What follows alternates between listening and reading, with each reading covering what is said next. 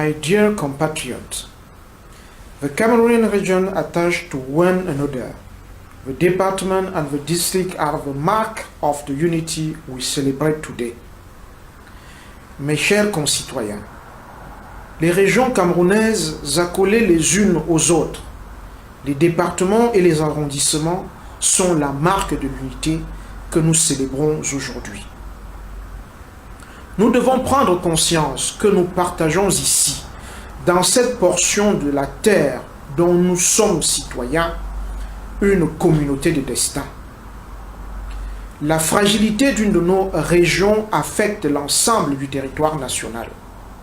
Le déchaînement des conflits ethno-linguistiques, la dégradation du niveau de vie de nos concitoyens, la dégradation de plus en plus accentuée de la biosphère, la tyrannie de l'argent confisqué par une infime minorité de notre population, celle à qui depuis 1960, nous avons confié notre commun destin, ne peuvent nous laisser indifférents en ce jour si particulier pour chacun d'entre nous.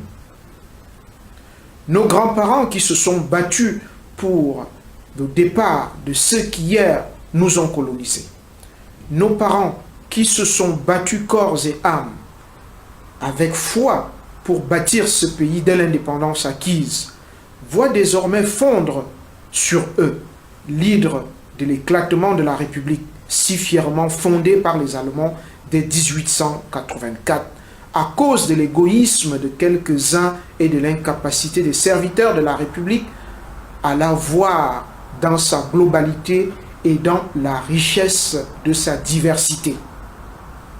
Comme si cette incapacité n'était pas suffisante, nous assistons à la prolifération des discours de radicalisation qui montent en épingle ceux qui nous opposent et mettent sous l'éteignoir ce qui nous unit.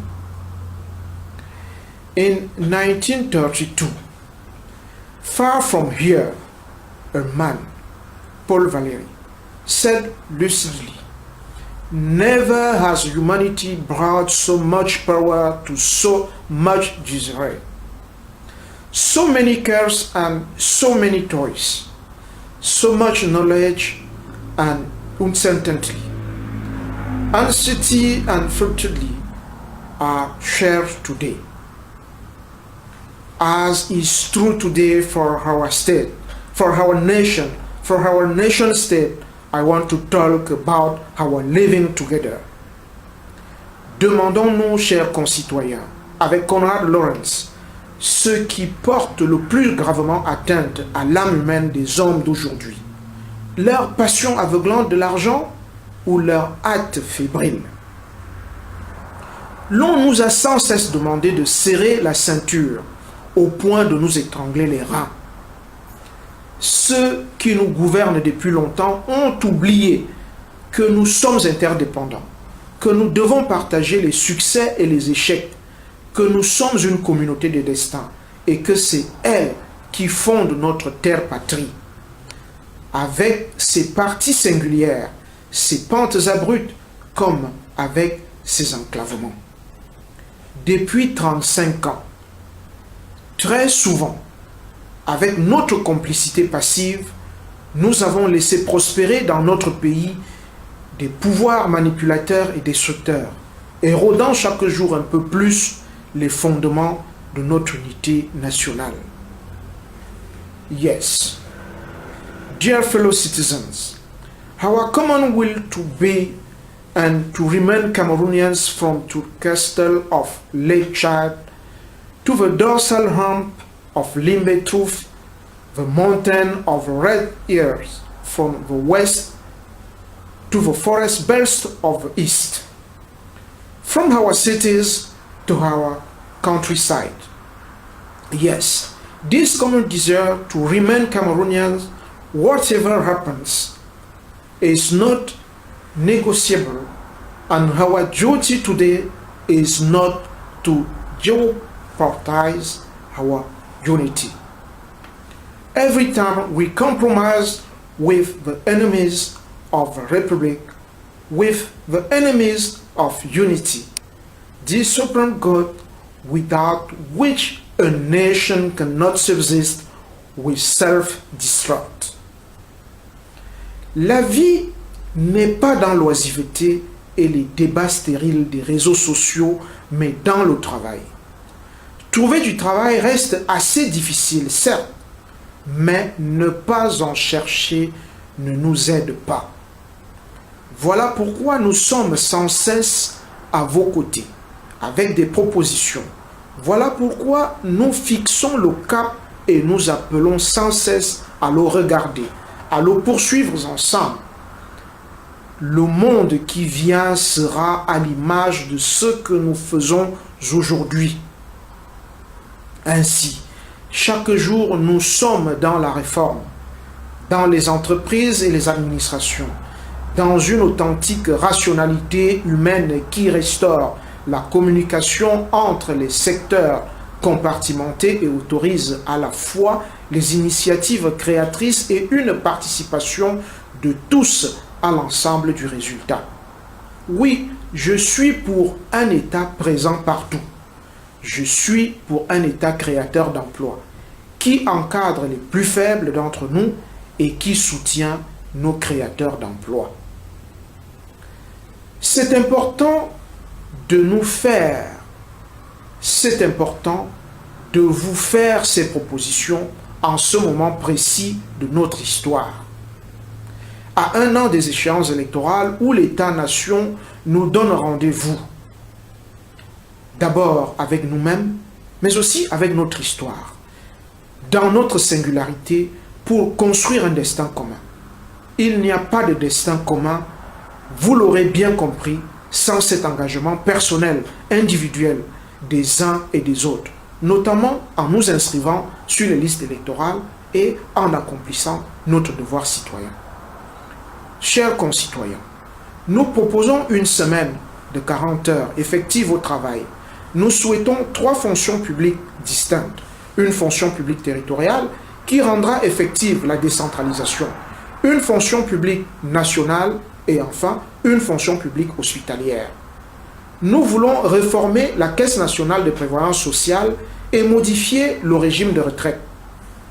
Nous avons besoin de fluidité et de transparence. Nous voulons modifier l'âge de départ à la retraite selon le caractère des métiers et surtout leur pénibilité. Le Fonds national de l'emploi, en l'état actuel, ne répond pas aux besoins, disons qu'il ne répond plus aux besoins de ceux et celles qui sont à la recherche d'emploi. Nous devons le réformer en instaurant des aides et un accompagnement de proximité. Nous avons vocation à développer une économie équitable, sociale et solidaire au sein d'une économie plurielle que le libéralisme communautaire n'a pu mettre en place ces 34 dernières années. The National Employment Fund, in its current state, does not meet the needs of those who are looking for work. We must reform it by introducing support and proximity support.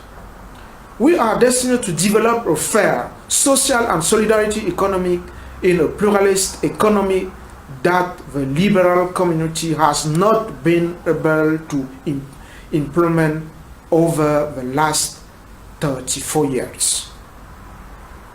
Chers concitoyens, le moment est venu pour nous de donner ensemble des réponses là où le régime est muet, là où les autres partis politiques sont incapables d'énoncer la moindre alternative crédible. C'est notre vocation, c'est notre engagement. Au lieu de nous résigner, au lieu de croire à une solution miracle face à cette longue et lente agonie, l'économie plurielle dans laquelle nous voulons faire entrer notre pays englobe et repousse les frontières de l'égoïsme telles que nous la vivons aujourd'hui. Je veux parler des frontières telles que nous les connaissons aujourd'hui. Notre proposition, l'offre d'une économie plurielle qui se préoccupera de développer les petites et moyennes entreprises, l'amélioration de l'offre et de la pratique agricole, l'économie sociale et solidaire, le commerce régional et national, l'éthique économique. La célébration de la Révolution pacifique de 1972 est pour nous, enfin, l'occasion de rappeler que personne dans notre pays ne doit être laissé au bord du chemin. Pas une minorité. Je pense notamment aux Pygmées et aux Bororo. Nous devons préserver leur mode de vie et les inclure dans la République. Je pense aux personnes âgées. Nous avons le devoir de penser les solidarités, y compris familiales, de demain.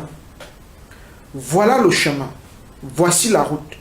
Devant les inquiétudes de l'avenir, la tentation du séparatisme désuet, voici la garantie du destin de notre unité sans faille.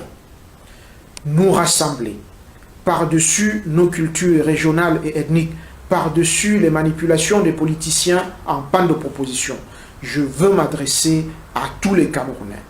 Par-delà les frontières idéologiques, tribales et claniques, oui, nous rassembler pour que notre pays sache s'assurer de ce qui est dû à chacun de ses citoyens.